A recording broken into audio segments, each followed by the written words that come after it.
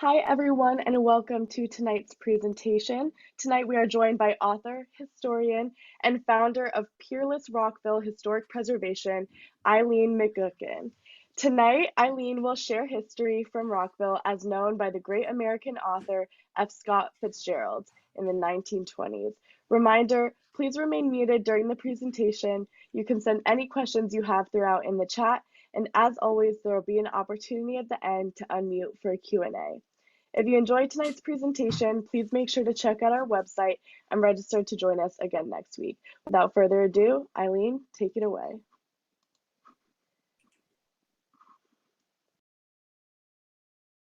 Okay. Well, I just pushed share screen. Oh, and I have to go to share here.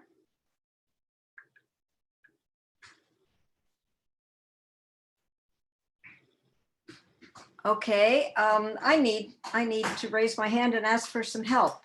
It's showing me Zoom. Should I just put my presentation on the screen then? Let's see what happens. Is that being shared? Yes, we can see it. All right, good. Okay, you're probably seeing exactly what I'm looking at here then. Okay. So welcome everybody. Thanks for coming tonight. I'm coming to you from Rockville, Maryland. And I mean, like everyone else, we read Fitzgerald, we know about Fitzgerald. What we don't really usually get is his connection to where we live and where we go by every day and what we know about where we are. So I want to put Rockville together with F. Scott Fitzgerald and his life and death. And to let you know that he wasn't born in Rockville, he never lived in Rockville, he didn't die in Rockville, but he knew Rockville very well. He visited Rockville at various times of his life, and he was buried in Rockville twice. So I'm hoping that I can, all right. So just as an orientation, Rockville, Maryland, you know, I meant to look up Poolesville's statistics for population, but for a very long time, Rockville was a fairly small town, really up until World War II or after World War II. So when you think of Rockville, don't think about the 60,000 people who live within an expanded corporate limits today, but think about a small town which had the privilege of being the only county seat of Montgomery County since its formation in 1776. And that, of course, brings residents, it brings people here, and so on. But it also was a town that was incorporated fairly early in Montgomery County's history in 1860. So we're going to take a sort of a slice of life out of, or a slice of time, I guess, out of Rockville's 250-year history and connect it with what we know about F. Scott Fitzgerald. And I think, well, you'll have the opportunity to meet all of us, Scott, Zelda, and Rockville together. So the Fitzgeralds were no strangers to Montgomery County. And of course, we all have our maternal and our paternal lineage, and F. Scott is looking at his father's family who were in Montgomery County since about the 1820s or so. And I don't know a whole lot about them before that. But they oriented to what was then, if you look at a map of Rockville by the 1820s, even by the 1860s, the Rockville election district encompasses what we think of now as Gaithersburg and Clopper Road. So they were a Catholic family. They helped to form St. Rose of Lima on Clopper Road, which still stands. But they also, you know, they were living on a farm, and the farm was approximately where Nist is today, where Clopper Road and Long Draft Road come together. And so I'm going to read you a couple of things that F. Scott Fitzgerald wrote, excerpts from them. But this is a foreword that he wrote for a book that was published in 1939 called Colonial and Historic Homes of Maryland. And they were etchings by Don Swan. And they asked a well-known author to write a foreword for it. And this is what F. Scott Fitzgerald wrote. The undersigned can only consider himself a native of the Maryland Free State through ancestry and adoption. But the impression of the fames and the domains, the vistas and the glories of Maryland followed many a young man west after the Civil War, and my father was of that number. Much of my early childhood in Minnesota, where he was born, was meant in asking him questions such as, what would have happened if Jeb Stuart's cavalry had joined Lee instead of raiding all the way to Rockville? And tell me again how you used to ride through the woods with a spy up behind you on the horse. And so, since so many legends of my family went west with my father, and then he talks about some of the names and how that affected him as an author. So that was his connection. And this is Jeb Stuart, by the way. Can you see my arrow on the screen as well? Good. Okay. Yes. All right. So this is a representation of Jeb Stuart folding into Montgomery County in June of 1863. And that's when he's talking about his father being a teenager and remembering. So it has been my search to get these connections and places where F. Scott Fitzgerald came to Rockville and was involved with Rockville. The first time that we can pinpoint him in Rockville, if you know where the Forum, which used to be one of the tallest buildings on the Rockville Pike, just below Randolph Road, if you know where that building is, that was the farm of Fitzgerald's cousins, the Delahant family.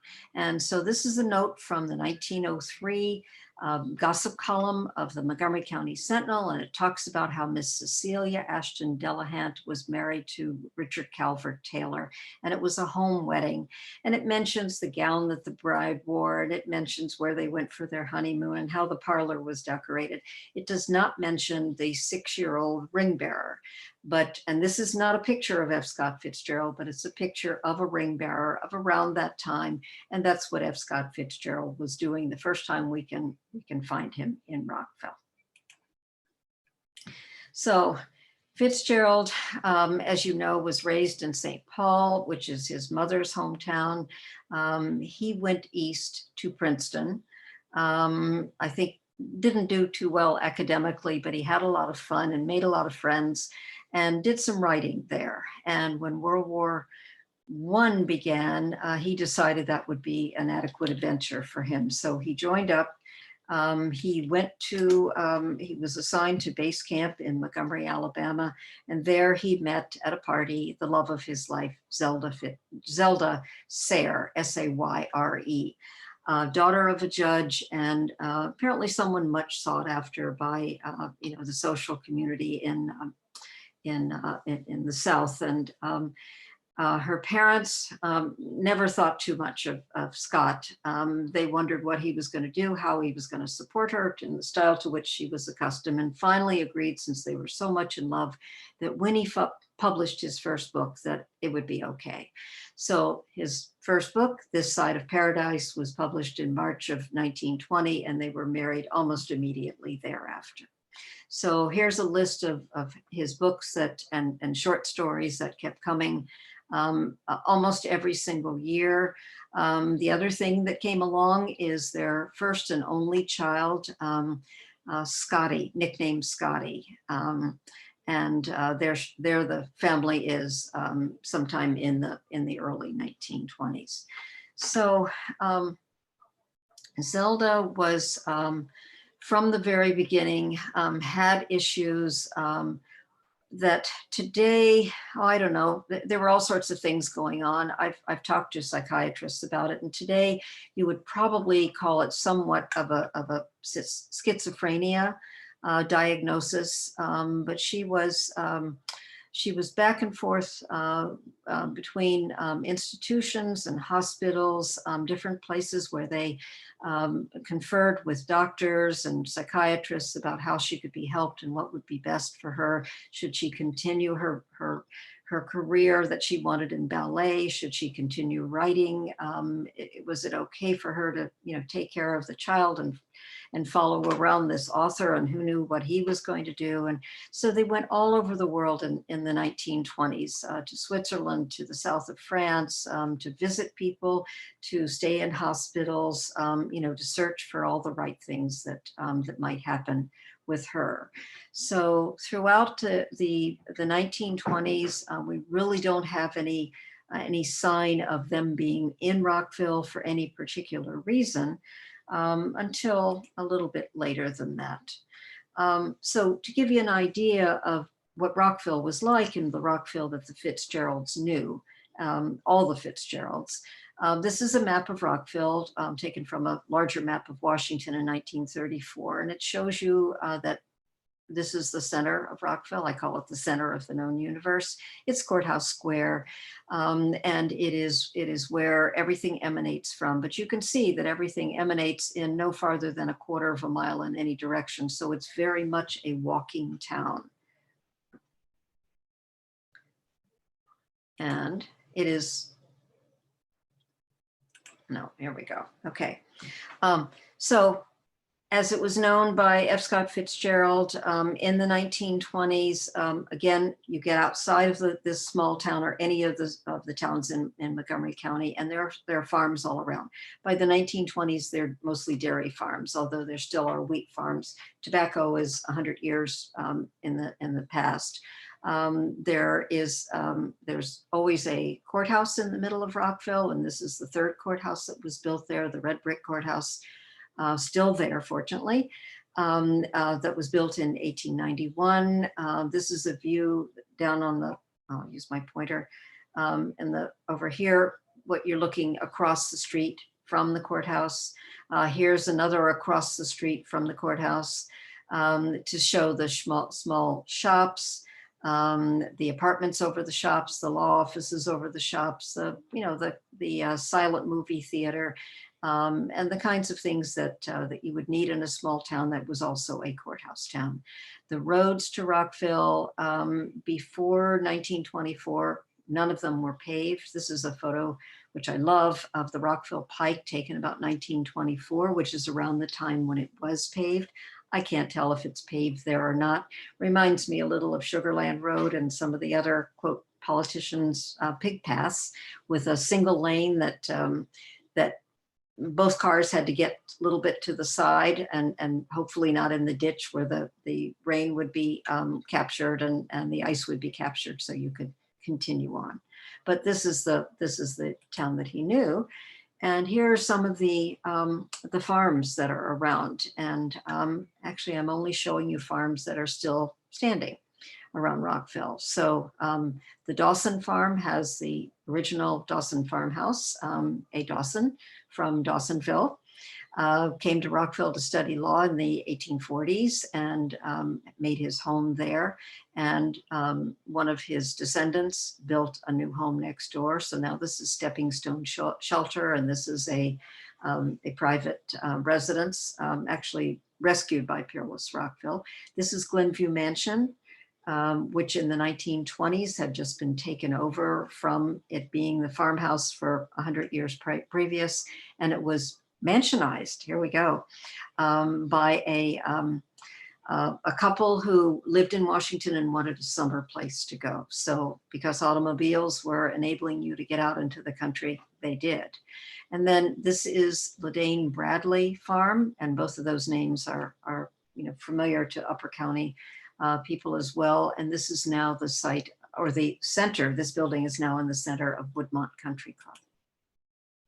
So looking at the roads that were nearby, there's the Rockville Pike. I have never seen, I'd kill to find one of these markers.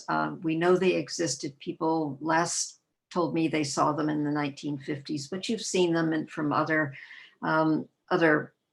communities and towns, and there's some of them are still there. How many miles it is to get to Rockville, and on the back side of this sign, this stone sign, it would say how many miles it was to Georgetown, because it was the Rockville to Georgetown Turnpike when it was opened in 1805. This is Route 28 going towards Poolesville and Upper County, taken around that time. And you're seeing the Hurley Carter farm over here, and you come down to Watts Branch. And then this road is Veers Mill Road, taken about 1910. And of course, it was the road to the mill that was formerly under the operation of the Veers family. Transportation changed a lot of that. Of course, the B&O Railroad came through Montgomery County in 1873, and Rockville being the county seat, we got one of the large brick stations. The other three being Silver Spring, a mirror image of Rockville's, Gaithersburg, which is still there, and Point of Rocks, which is in Frederick County. And one thing that happened not long after the train came through was that Montgomery County, of course, opened up in communities like Boyd's and Buck Lodge and Dickerson and Germantown either moved towards the train station, or the train station went through a farm which sold land, and it opened up for that. Trolleys came to Rockville from 1900 on, and followed, well, this is the trolley tracks coming off of Old Georgetown Road and onto the Rockville Pike. And this is taken about 1930. And this horizon here is Montrose Road on this side and Randolph Road on this side. And if you look really, really close, as you can see a trolley in there. But the trolleys operated in Rockville from 1900 to 1930, when buses took over and cars were the way to go, and so on. And I love this photo. This is a picture of St. Mary's. Oops, how about that? Thought I was going to move it. This is a picture of St. Mary's Church in the background, and it's two brothers, one of them riding his horse to come help his brother whose automobile has stuck on Veers Mill Road. So the automobile is taking command, and it really took command of the Fitzgeralds' lives. My understanding is that both of the Fitzgeralds were such terrible drivers that when you knew they were on the road, you tried to stay out of the way. But so these are pictures of the pike being paved, of the kinds of businesses that grew up along the Rockville Pike, and the pike only, by the way, goes from, well, now it's Wisconsin Avenue and the Rockville Pike and even Hungerford Drive, but it's true boundaries for the original Turnpike Company are Georgetown to Rockville. So you get the gas companies, you get the automobile sales, you get all sorts of types of businesses that crop up to take care of this.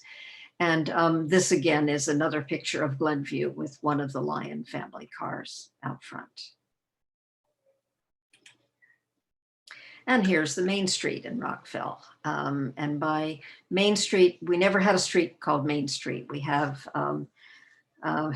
we have after 1803, when Rockville was platted with the streets that we know now, we had the names of presidents. So starting with Washington Street, which stayed a Main Street, but Adams, Jefferson, Madison, Monroe, and ongoing from there. But these are some of the kinds of pictures that you would have seen, or the kinds of views.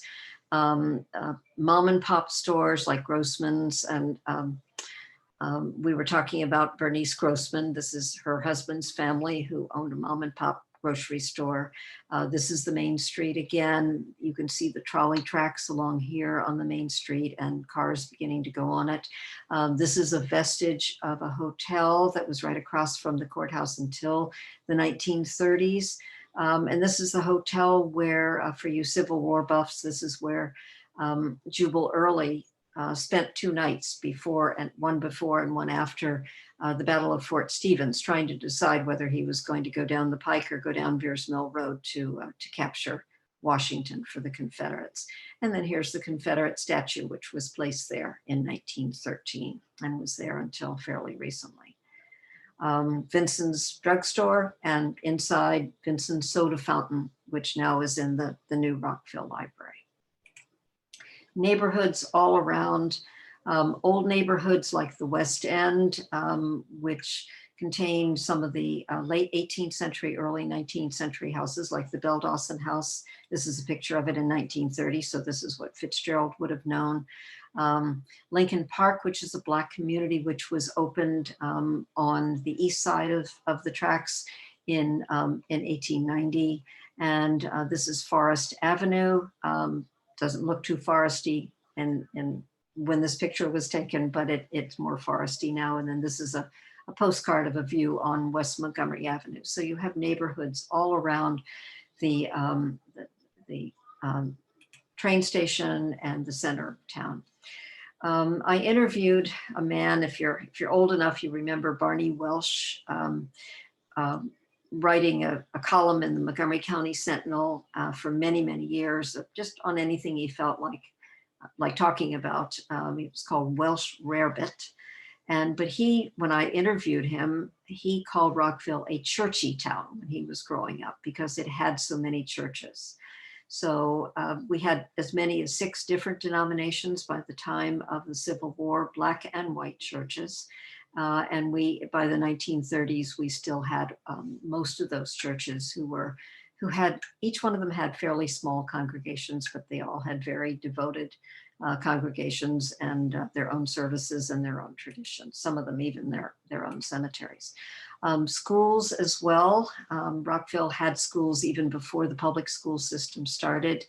And we had, these are some views of Black and white schools. I'll point out Montrose School, which is not in the city limits of Rockville, but it's on Randolph Road and still going strong, owned by Peerless Rockville.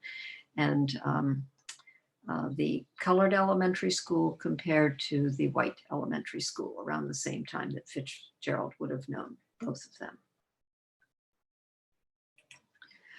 The community, very much a sense of community, starting a library in Dr. Stonestreet's office as early as probably around 1910 or so, and pushing for a library, a real library to be built rather than a small doctor's office back from the 1850s. Rockville Volunteer Fire Department, Rockville Chamber of Commerce. Parades in Rockville, we have them, this one dates from 1910.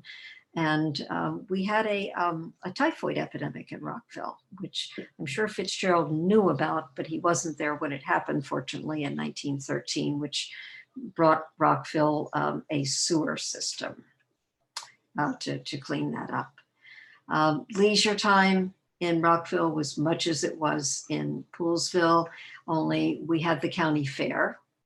From the fairgrounds, which is where Richard Montgomery is located now. And the fairgrounds were there from the 1840s till they went out of business during the Depression and then moved up to Gaithersburg after that.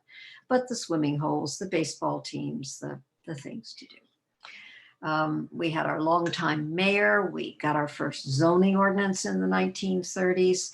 We had a horrific train, automobile or school bus accident in 1934, which you may have heard of. The population of Rockville went all the way up to 1,400 in 1930. So we're just inching up with a population, and again, with farms all around.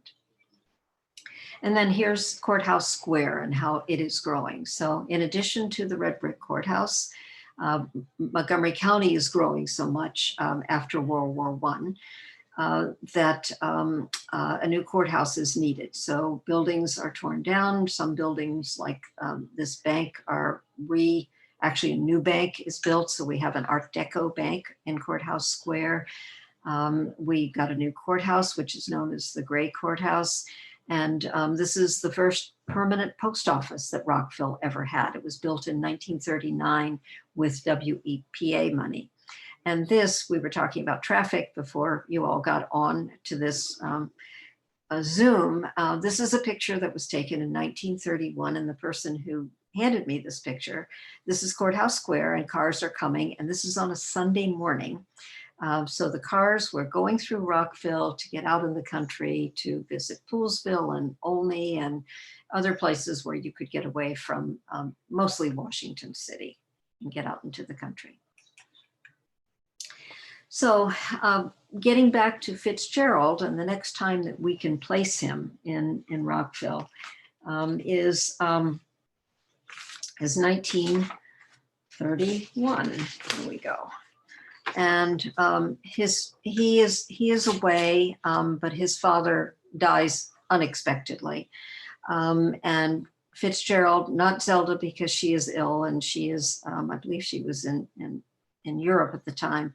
She didn't come back for the funeral, but he came back to St. Mary's. And this is a 1930 photograph of St. Mary's Church, which is still there thanks to preservationists. This is what it looks like on the inside. And so he came back, he reconnected with his father's family. And at the time he was writing, he was always writing, always making notes for stories and always writing. And so at the time he was writing this, Tender as the Night.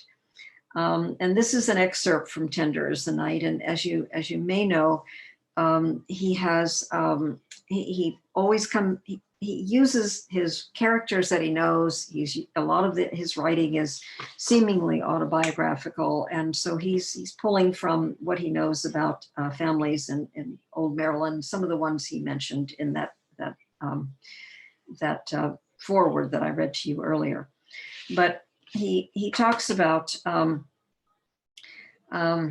next day at the churchyard. This is reading from Tender as the Night, which was published in 1934. Next day at the churchyard, his father was laid among 100 divers, Dorseys, and hunters. It was very friendly leaving him there with all his relations around him. Flowers were scattered on the brown, unsettled earth. Dick had no more ties here now and didn't believe he would come back. He knelt on the hard soil.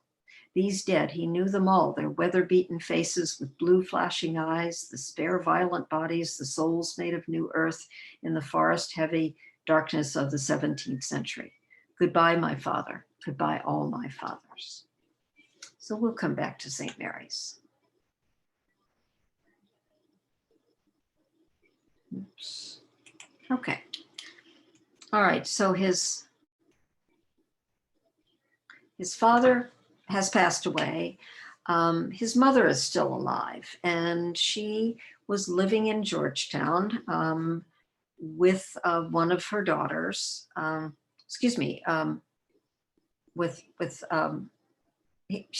was living in Georgetown in 1936, and she had a stroke.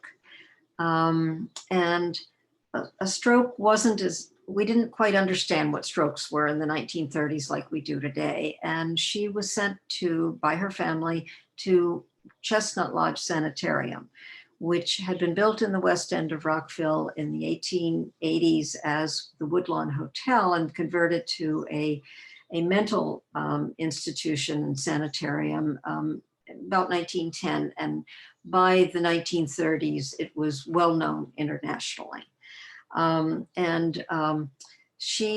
Molly Fitzgerald was there for only about 6 months or so. She had written her will the year before.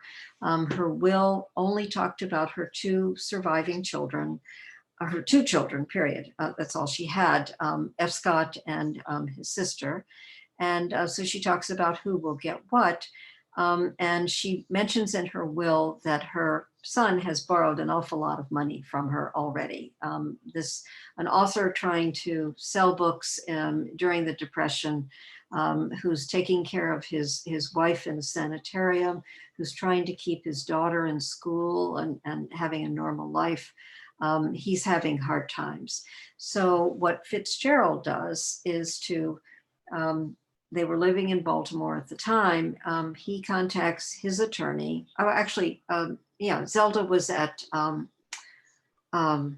Shepherd Pratt Hospital in Towson at the time. And so he contacts his attorney in Baltimore, whose name is Edgar Allan Poe Jr. And so Poe puts in a petition for him to receive some of the money to which he will be entitled when his mother dies, some of that money in advance. And the petition goes in, and he asks for the money, and the advance is denied. They don't do well, even though he does put in his requests for it. You know what? I skipped a slide. I'm going to go back one here.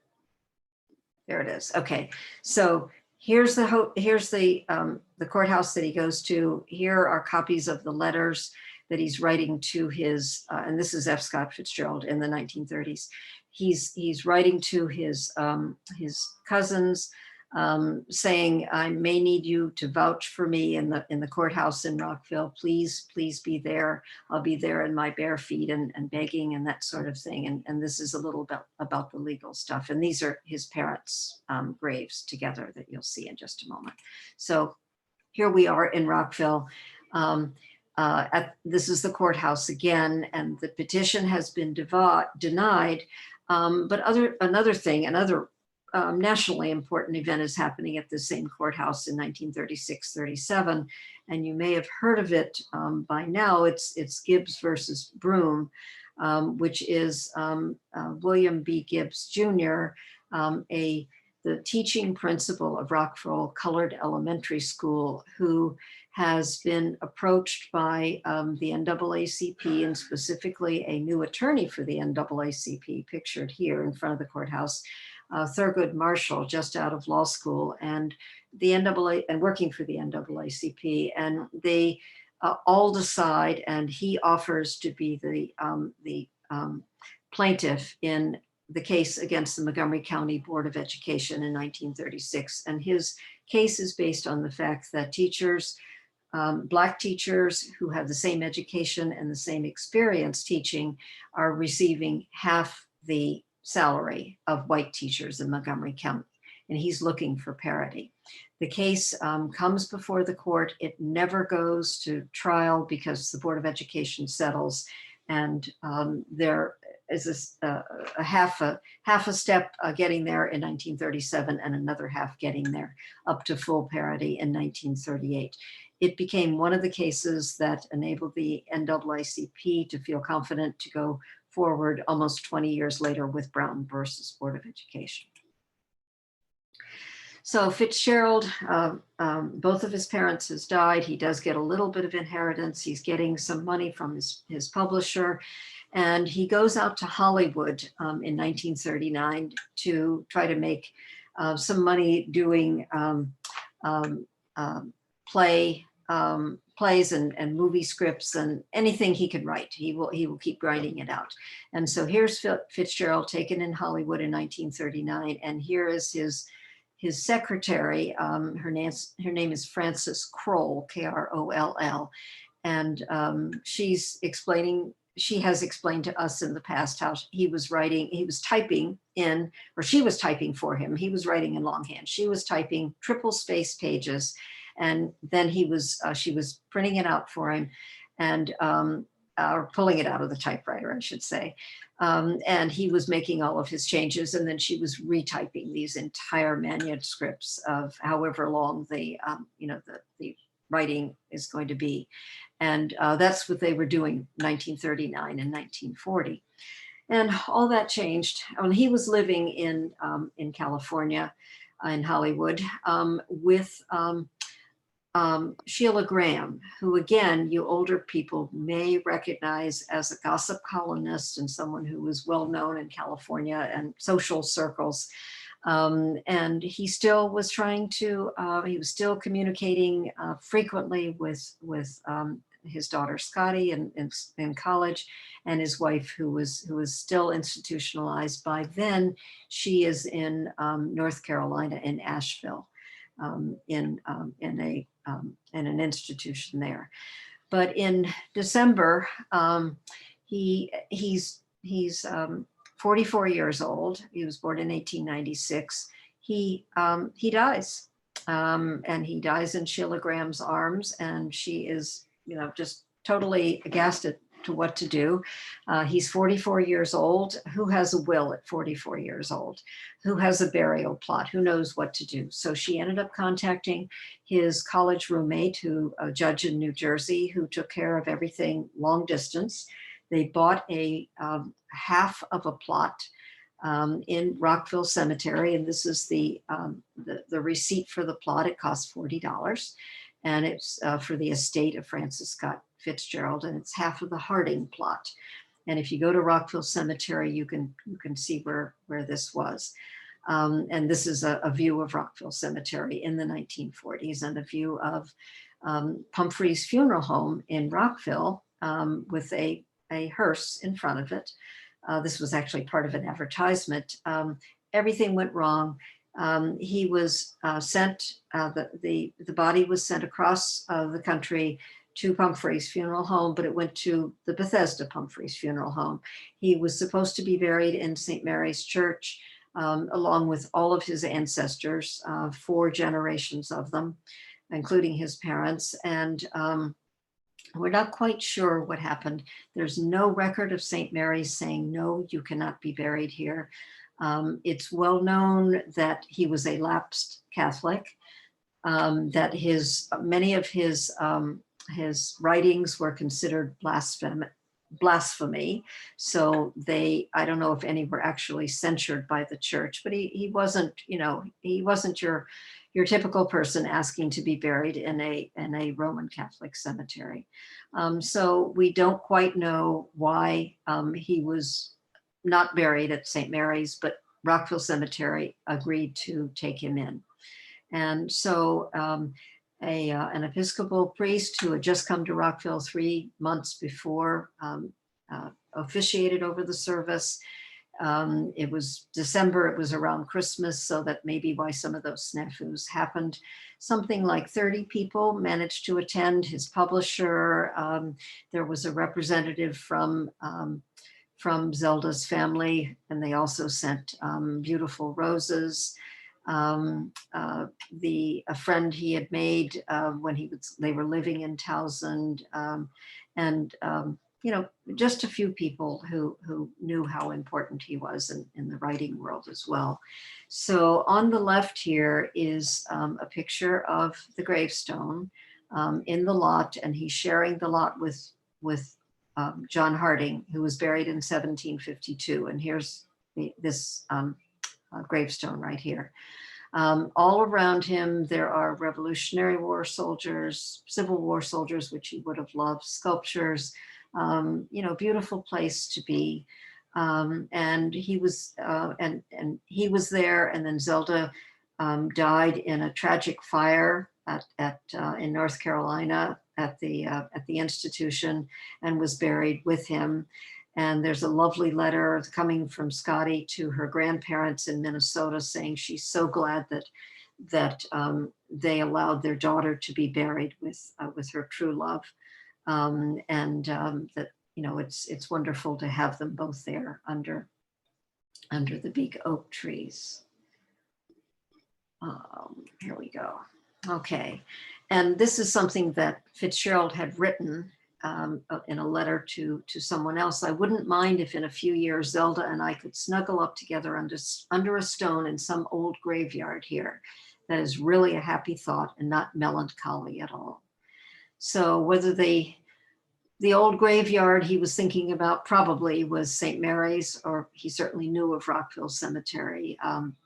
He was buried in Rockville Cemetery. And in 1975, the Women's Club of Rockville contacted Scotty, the daughter, the only child, who was living in Georgetown at that point, and asked if they could beautify the Fitzgerald's graves in Rockville Cemetery. The bicentennial was coming up, and it just seemed like a good thing to do. And so they contacted Scotty, who said, my father really wanted to be buried at St. Mary's. And so she contacted, and so did the Women's Club, contacted St. Mary's, whose priest at the time said, of course, we would take him in to be buried with his ancestors. So on a Thursday night in November 1975, with only family present, the Fitzgeralds were disinterred and buried at Rockville, St. Mary's Cemetery. And the next day there was a ceremony called Tender Is This Day. And it was really a very moving cemetery ceremony. I was there, and there were scholars there, and there were politicians there, and there were members of the family there. And it was a happy thought and not melancholy at all. So in St. Mary's, if you go there today, you will see that same stone that you saw in Rockville Cemetery, which was moved here, the vertical stone.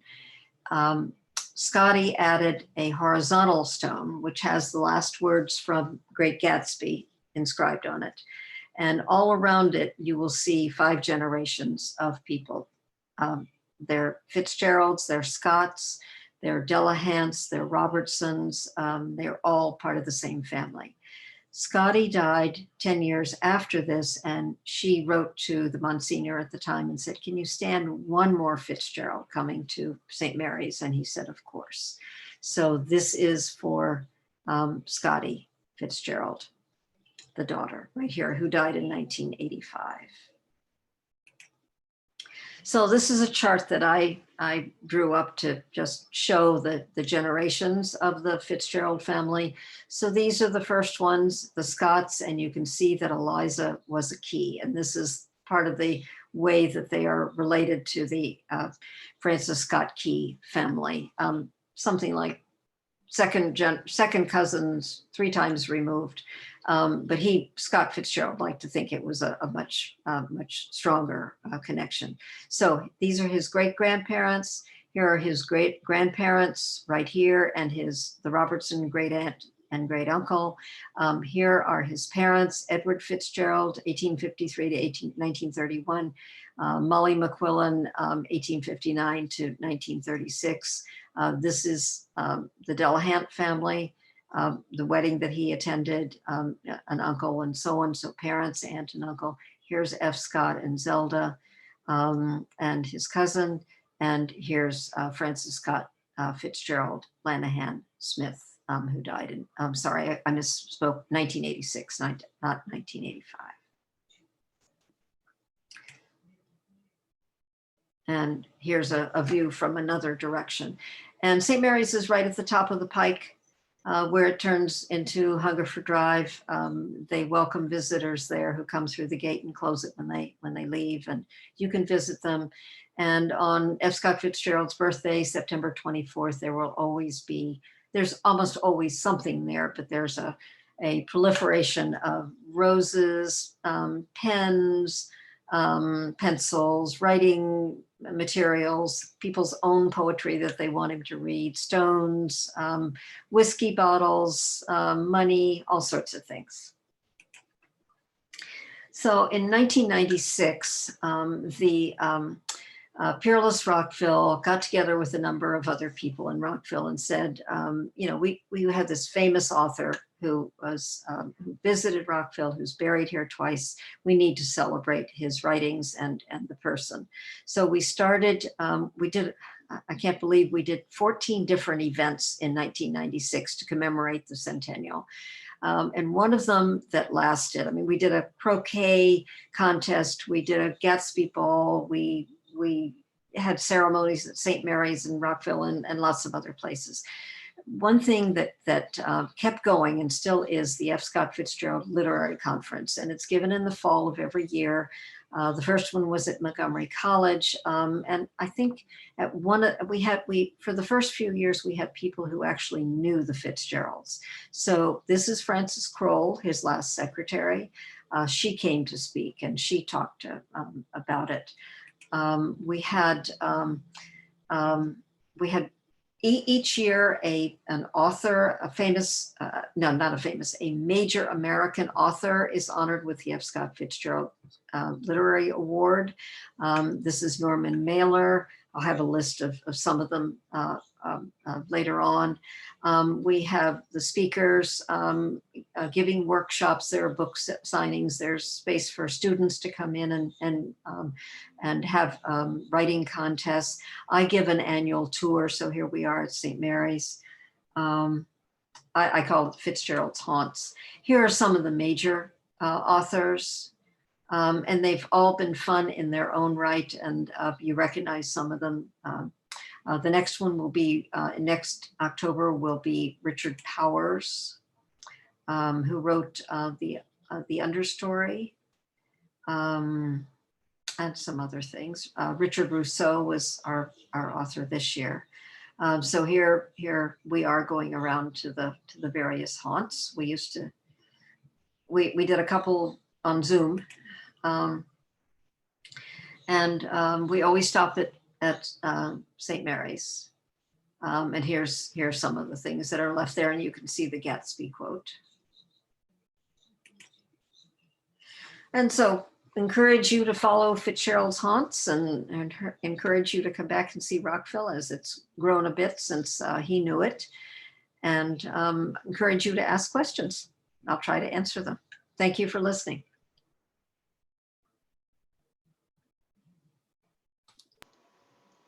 Thank you, Eileen. If you have any questions at this time, feel free to put them in the chat or unmute and ask them.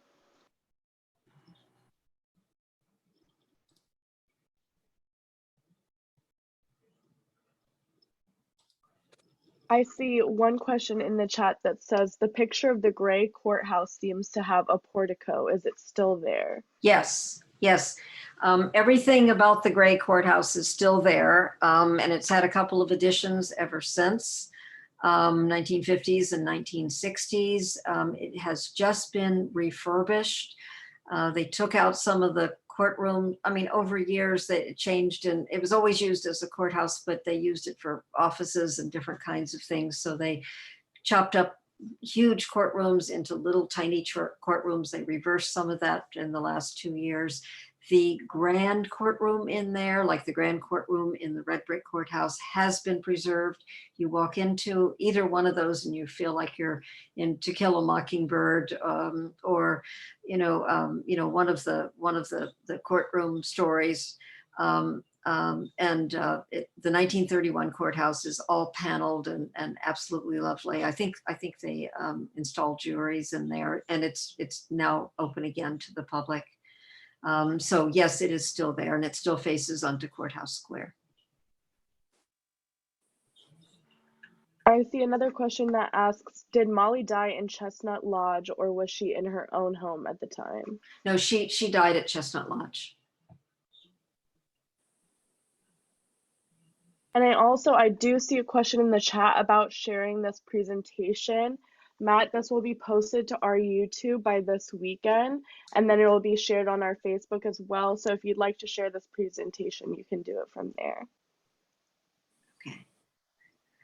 So I invite you to come to Rockville anytime. You have Historic Medley District as your preservation and history organization, and you're fortunate to have it. And Jean Finley is a great representative for that good group. Rockville has Peerless Rockville, and actually Historic Medley and Peerless Rockville were both formed in May of 1974, and we have had parallel and our own paths ever since, and both still going strong. But Peerless Rockville has a lot of programs, and they do tours of Rockville. Been doing your own socially distanced tours, but I think, like Historic Medley, we're hoping that things will open up soon. You probably know about the Heritage Montgomery Heritage Days, which I understand, and Jean, maybe you can correct me if I'm wrong, I think they're still going on the last weekend in June 25th and 26th.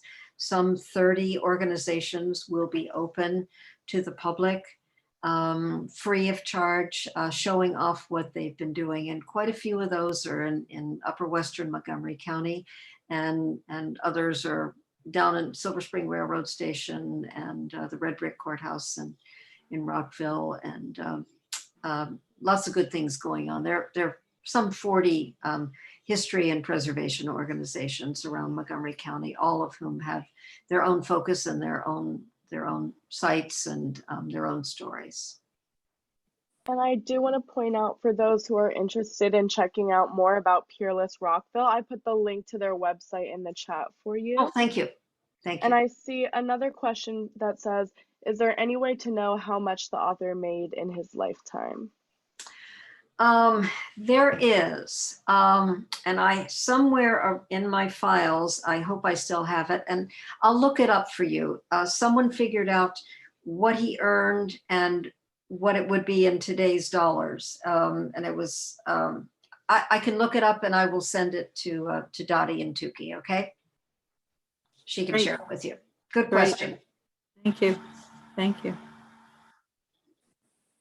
Do we have any last questions?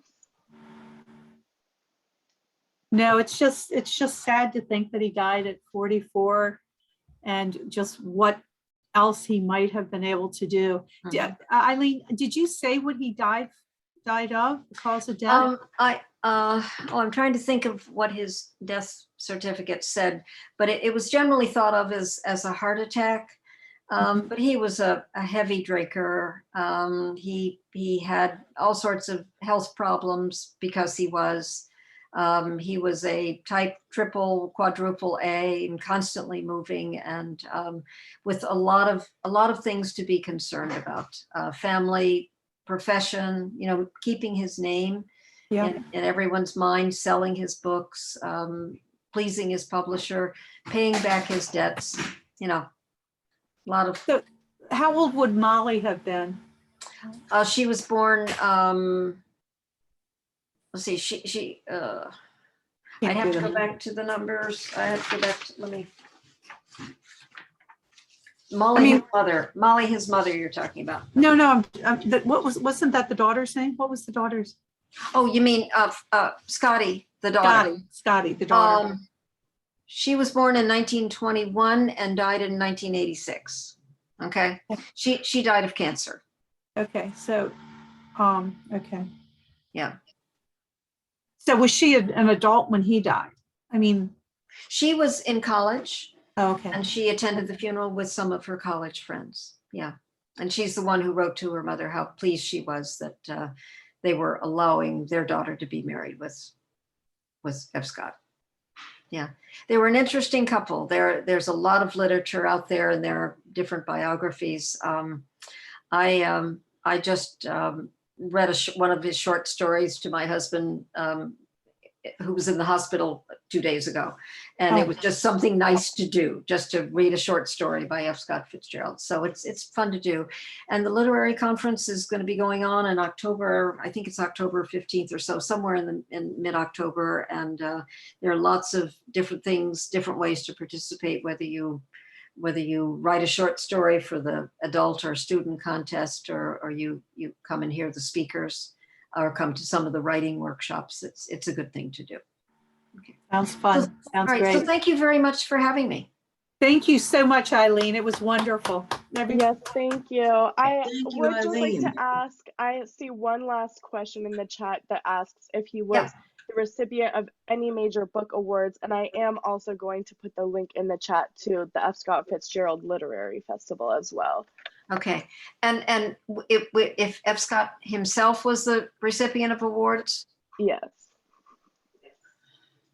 He certainly was honored, and both honored and sort of disremembered in his lifetime.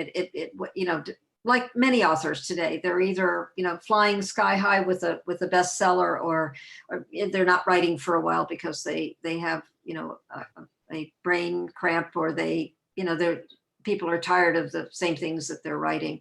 So I'm sure he must have received awards, but I think you have to refer to you could go on Google or Wikipedia and see whether he did. And there are probably 3 biographies of him available, and maybe 2 or 3 of Zelda as well. She was quite a person. I have a friend who has specialized in learning about her art and her art, her dancing, her writings. She was a very talented person, and part of their relationship was who's going to get top billing. And I think it was difficult for both of them. Yeah. Well, Okay, very cool. Thank you so much, all right, Eileen. thank you. I hope everyone enjoyed tonight's presentation as much as I did and learned something new. As always, if you think of any questions later, you can email us at info@poolesvilleseniors.org. If you'd like to unmute and turn on your camera to say goodbye, now's the time. We'd like to thank Eileen for her presentation, as well as our ongoing sponsors and contributors that help us keep our programs going because we love putting them on for you. If you enjoyed tonight's program, please consider joining us for more upcoming events. We'll be back this time next week with Remembering Poolesville's one-room schoolhouses. And as always, you can go to our website, poolesvilleseniors.org, for more info and registration for all of our events. Thank you so much for joining us tonight and have a wonderful evening. Thank you, Eileen. Thank you. Thank you very much. Yeah. Thank you, everyone.